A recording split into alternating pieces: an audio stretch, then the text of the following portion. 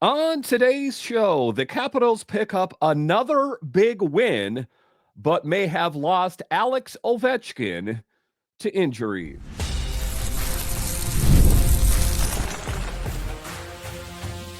Your Locked On Capitals, your daily podcast on the Washington Capitals. Part of the Locked On Podcast Network. Your team every day. Well, hello and welcome into this edition of Locked On Capitals, part of the Locked On Podcast Network, your team every day. My name is Dan Holme. I've covered the Capitals for the last 3 seasons for Locked On and various other outlets before that. I'm also the host of the weekly show called the Capitals Minute Cast, available wherever you find your podcasts. Today's episode is brought to you by Indeed. Still searching for a great candidate for your company? Don't search. Just match with Indeed. So in this edition of Locked On Capitals, we talk about how this Capitals team continues to keep winning in big wins over big opponents as they take down the Utah Hockey Club. Quite something if you take a look at it, picking up big wins before that as well against the Golden Knights, against the Avalanche. This team seems truly unstoppable. What's behind their success?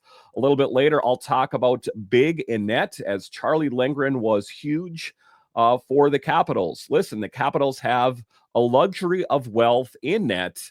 Charlie Lindgren, Logan Thompson, it has been huge. But just to get it going here, talking about a bigger issue other than the win, kind of overshadowing the whole event, is that Alex Ovechkin may have been injured in this game after scoring 2 goals. So it is a bit of a bittersweet win and ultimately a bit worrisome as a Capitals fan. But taking a look at it, the Capitals, who just wrapped up an impressive road trip this past week, the team really showcased the resilience and depth, bouncing back from some earlier inconsistencies. They capped off this West Coast trip with a dominant 6-2 victory over the Utah Hockey Club and all of that. They haven't come up with a name. It's a new arena. There was a lot of newness in the game.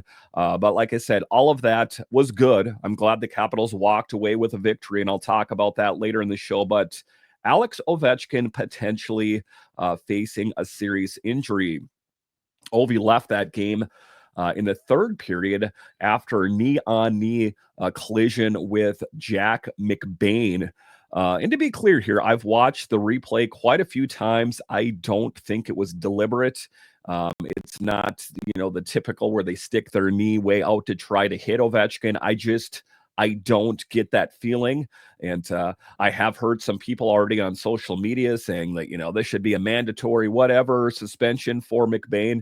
I don't think that's the case. I just think that it was a collision, and ultimately Alex Ovechkin left injured in this game. But it raises some concerns about his health. Like I've talked about on the show, everything is going so well. We see Alex Ovechkin getting a hat trick. Then we see him scoring 2 goals. This is all too good to be true. And that's kind of the feeling, the premonition that I got in there, is what is behind door number 2, or what are we going to run into further down the line here? And that was the case, as potentially Alex Ovechkin may have got injured. So what we do know, if you did watch the game or if you didn't, he did need help getting off the ice, but we saw him trying to skate during a media timeout, but ultimately didn't return, and that does not bode well. Perhaps it was just precautionary concerns, rather. That is what we're hoping for in any event. Spencer Carberry weighed in saying, quote, "The team is actively evaluating Ovi's condition," unquote. So again, keep your fingers and toes crossed that Ovi is going to be okay. But maybe it's not as bad as we thought. Maybe we're all jumping to conclusions. If you remember a collision last year where he left the game after his left leg was hit by Jordan Stahl and only missed a few games. So maybe it is just that. Maybe it is a bit precautionary.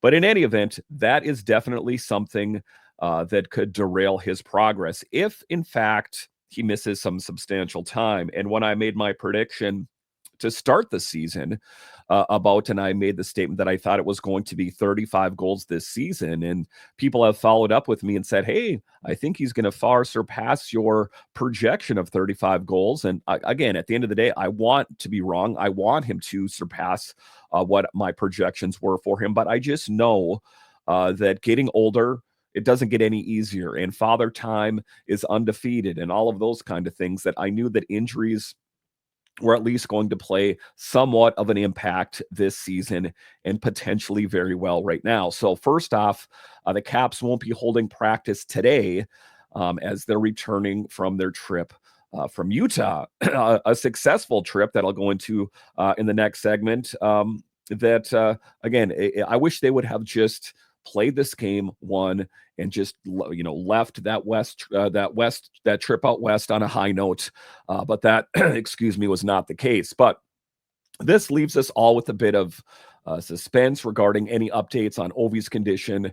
But there is going to be a practice tomorrow morning, and hopefully we will have some more answers. It is always a possibility as well that we might hear something from Capitals PR, something of that nature. But my hunch is that we won't hear anything today.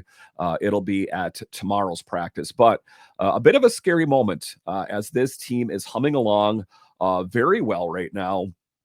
And that's what we're ultimately hoping for is continued success. But he is that Russian machine that never breaks. And if we take a look back on Ovi historically, he has been incredibly durable over his tenure, his time in the NHL.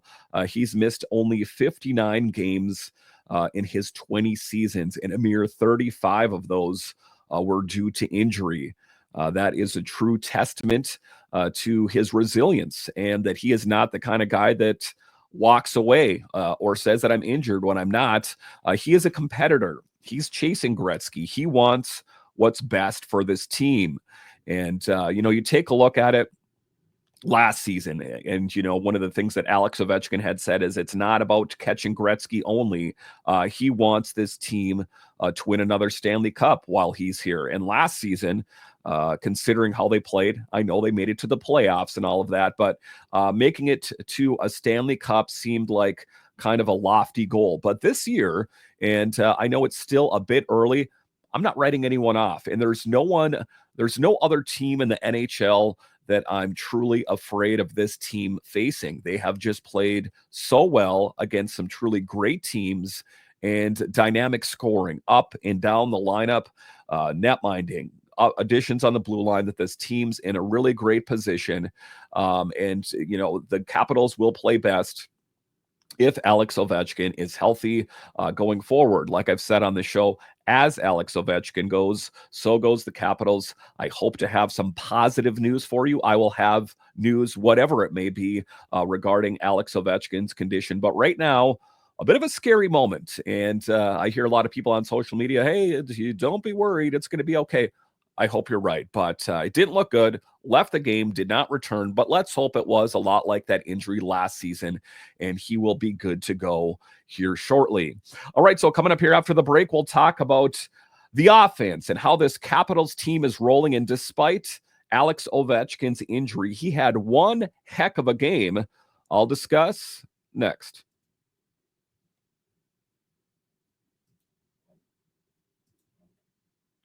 If you need to hire, you need Indeed. Indeed is your matching and hiring platform with over 350 million global monthly visitors, according to Indeed data, and a matching engine that helps you find quality candidates fast. Ditch the busy work. Use Indeed for scheduling, screening, and messaging so you can connect with candidates faster. And Indeed doesn't just help you hire faster. 93% of employers agree Indeed delivers the highest quality matches compared to other job sites, according to a recent Indeed survey. So if you are involved in the hiring, the firing, HR in general, you need Indeed. And listeners of this show will get a $75 sponsored job credit to get your jobs more visibility at Indeed.com/lockedon. Just go to Indeed.com/lockedon right now and support our podcast, Locked On Capitals, by saying you heard about it on this show. Indeed.com/lockedon. Terms and conditions apply. Need to hire? You need Indeed.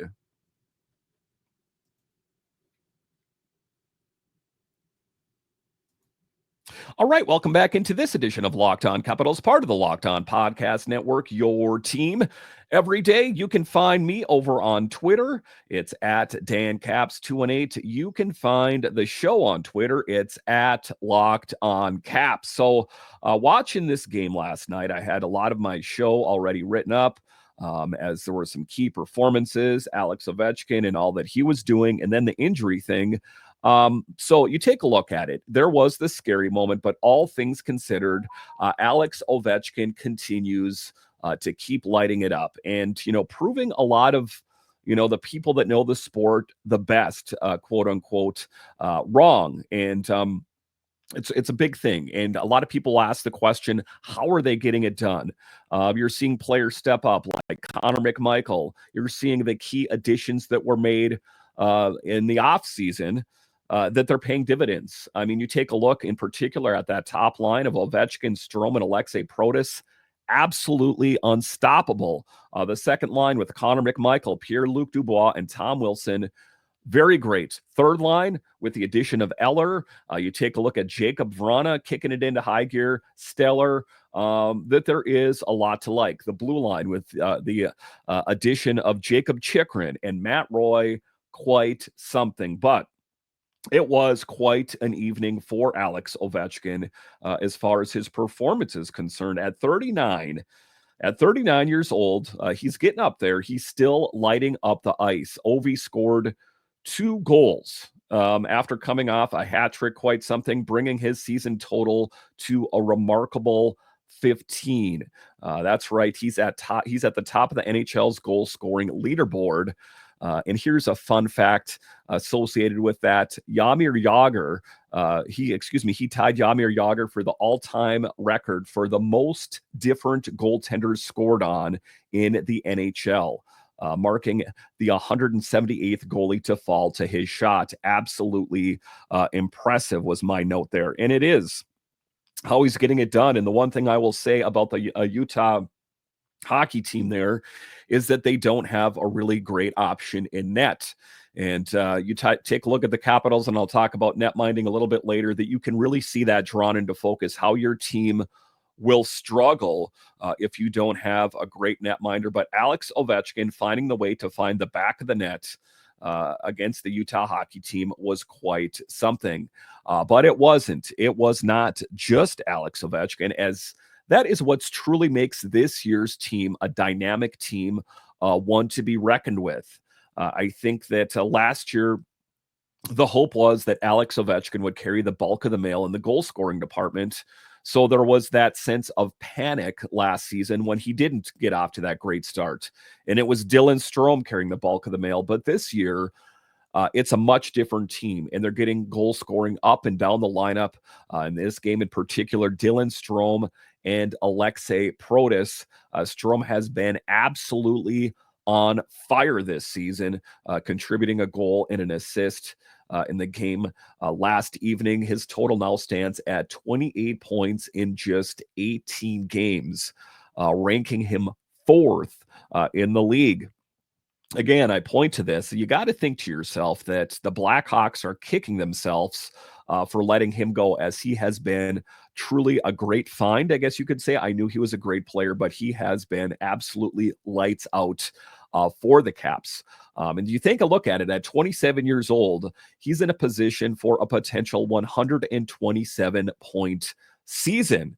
What a breakout year he's had. And, you take a look at it, he's only gotten better and better with his time on the Capitals. And like I said, I think the guy that has truly picked up the torch from Nick Backstrom, assisting on Alex Ovechkin goals, quite a great season that he's having. And since we're talking about that first line, we cannot forget about Aliaksei Protas, who scored his 7th goal of the season and has points in 4 of his last 5 games. And that was the move, again, that I didn't see coming. And I say move, he's been there for quite some time, but I did not have Aliaksei Protas sketched out to be on that top line. But he has been nothing short of stellar. And I guess it was some advanced analytics or whatever that showed that he would succeed in that situation, but he has been quite stunning. So there was that whole situation with McBain, with that knee-on-knee contact with Alex Ovechkin. And the one thing I'm happy about is that the Utah Hockey Club, they didn't get away with it. They had to answer to the sheriff, Tom Wilson. Tom Wilson was recognized for stepping up and defending Ovi by throwing down against McBain, showing that camaraderie on ice is alive and well, and that he is going to stick up for his captain, Alex Ovechkin. And what are some of the things that we've seen this season? We have not seen Tom Wilson throw down as much as he has historically, but he will answer the bell. And it was quite a fight, all things considered. And, from the Utah, their hockey team, from their perspective, they thought that, Tom Wilson was involved in a bad hit earlier in the game. That I think I saw the beneficial aspect for the Capitals, but I ultimately know why McBain wanted to throw down for Utah as well. But, talking about additions I spoke of earlier, Lars Eller is definitely answering the question about who is going to be the third line center for the Capitals, with the questions from LaPierre and Scarbosa and who is going to be that third line center. Lars Eller recorded an assist in his return for the team, marking an exciting new chapter for him as well. So getting assists and just a really great hockey IQ. He is quite a player, and definitely a huge upgrade for the Capitals at that third line center position. So all things considered, very, very well. But widen the lens here. It was not just that. The overall team contributions. I know that oftentimes I speak of, the first line, the second line, Ovechkin, McMichael, but not to be lost in all of this is the fourth line. Nick Dowd and Brandon Duhaime also found the back of the net, helping the Caps score 6 or more goals in 6 of their first 18 games, making this team one to be reckoned with for sure. That's a significant improvement compared to last season when we only saw that happen 5 times. So all things considered, this year's team is off to a great start. And we ultimately hope that they can keep it rolling, and hope that Alex Ovechkin is going to be okay. But like I said off the top of the show, there is not a team out there right now that I'm worried about. Like, the Capitals have to face this team. There's not that feeling. That I think that Spencer Carberry has this team tuned in so well right now that there is little to nothing that I am concerned about. All right, so coming up here straight ahead, we'll talk about how the special teams has turned things around. Yes, I'm also talking the power play, and Charlie Lindgren was big in net for the Capitals yet again. I'll discuss next.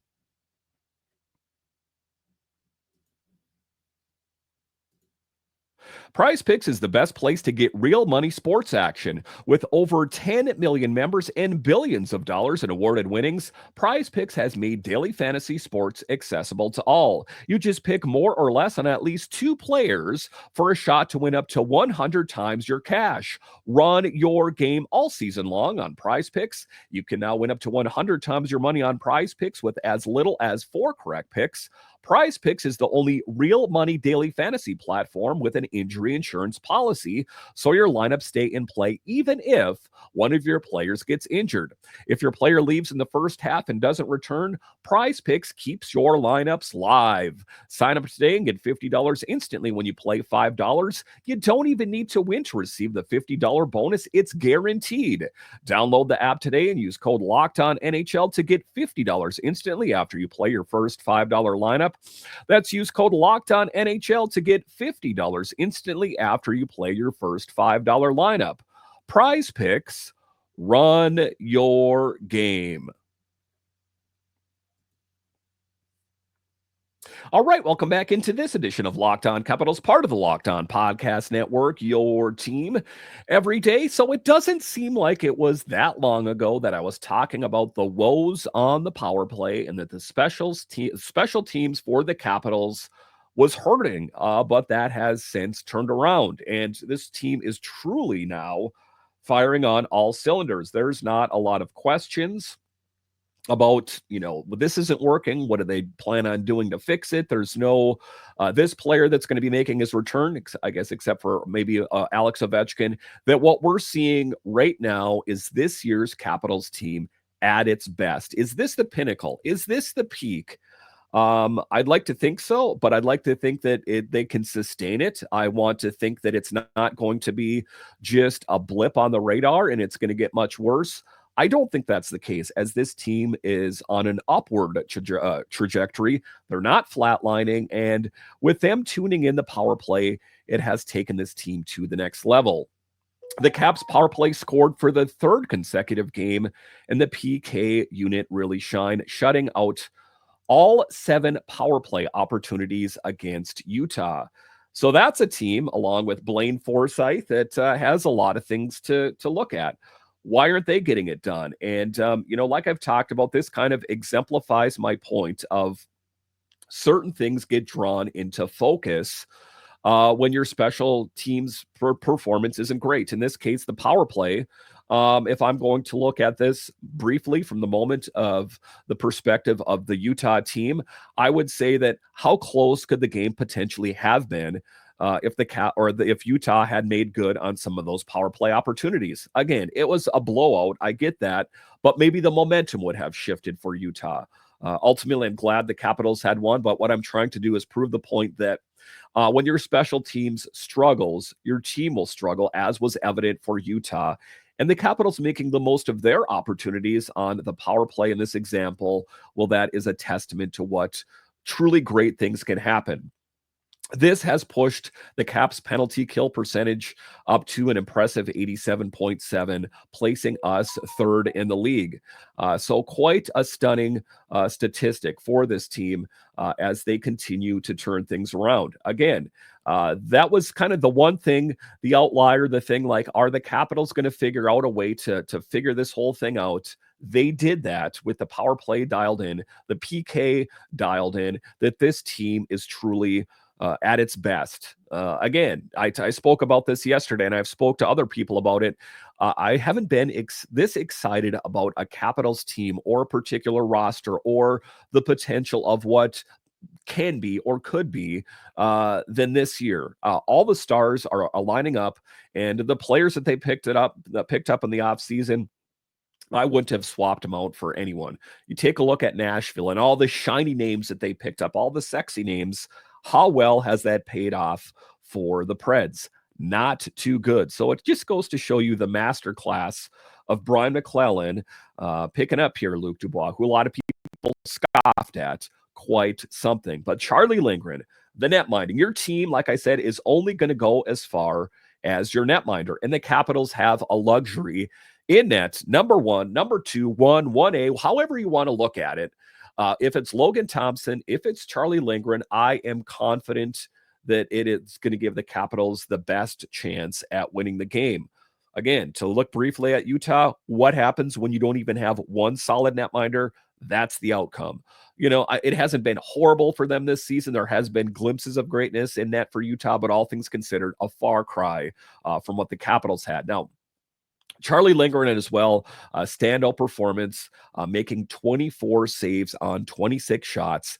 That is good for a .923 save percentage if you are doing the math thing at home.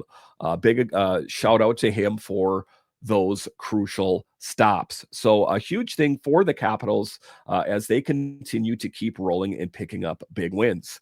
So to wrap it up here, let's hope that Alex Ovechkin is okay. Let's hope that the special teams and everything else can keep rolling, because I stand by that statement.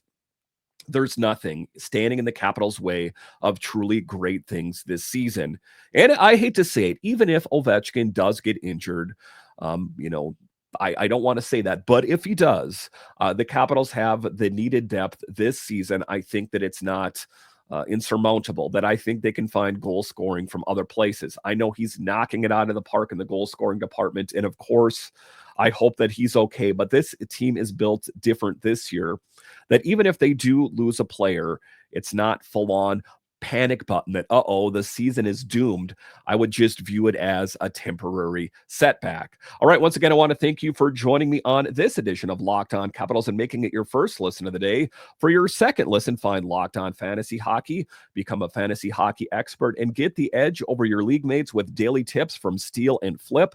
Find Locked On Fantasy Hockey on YouTube or wherever you listen to podcasts. And thank you for joining me, even though I'm battling through a cold. So if my voice is not 100% and I sound a bit congested, thank you for joining me. All right. Once again, I want to thank you for joining me on this edition of Locked On Capitals, part of the Locked On Podcast Network. It is your team every day. My name is Dan Holme, and I'll talk to you again next time.